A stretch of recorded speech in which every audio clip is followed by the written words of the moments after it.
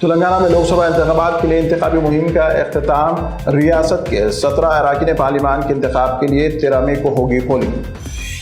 مشرقی گوداوری میں سڑک حادثے کا شکار گاڑی سے 7 کروڑ روپے نقد رقم برآمد۔ وجےواڑا سے وشاکھاپٹنم روانگی کے دوران منی ٹاٹا ایس گاڑی میں چھپا کر نقد رقم کو کیا جا رہا تھا منتقل۔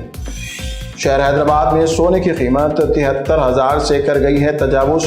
محض 2 دنوں کے دوران سونے کی قیمت میں 5,000 سے زائد تک کا ہوا اضافہ۔ شراب گھوٹالے معاملے میں سابق وزیر اعلیٰ تلنگانہ کے چندر شیکھر راؤ کا سخت رد عمل۔ دہلی شراب معاملے کو وزیر اعظم نریندر مودی کی جانب سے تخلیق کردہ ایک سیاسی اسکیم قرار دیا۔ آئندہ 5 سالوں تک جی ڈی پی میں مینوفیکچرنگ شعبے کی حصہ 14 سے 20% کرنے کانگریس کا عزم۔ ملک میں تجارت کے لیے صحت مند اور قابل اعتماد ماحول بحال کرنے کانگریس کے صدر ملیکارجن کھڑگے کا تحفظ۔ حیدرآباد وجےواڑا ہائی وے پر ٹریفک نظام درہم برہم۔ اپنے آبائی مقامات پر روانگی کے لیے رائے دہندوں کی مختلف مقامات پر واپسی۔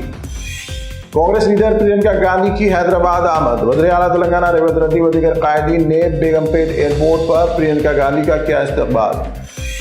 اقوام متحدہ کی جنرل اسمبلی نے قرارداد کے ذریعے فلسطین کی اقوام متحدہ میں رکنیت کی اہلیت کو کیا تسلیم۔ قرارداد کے حق میں 143 ممالک نے ووٹ دیے، جبکہ امریکہ و اسرائیل سمیت 9 ممالک نے مخالفت میں دیے ووٹ۔ مصر کے دارالحکومت قاہرہ میں اسرائیل اور حماس کے درمیان جنگ بندی پر بات چیت ناکام۔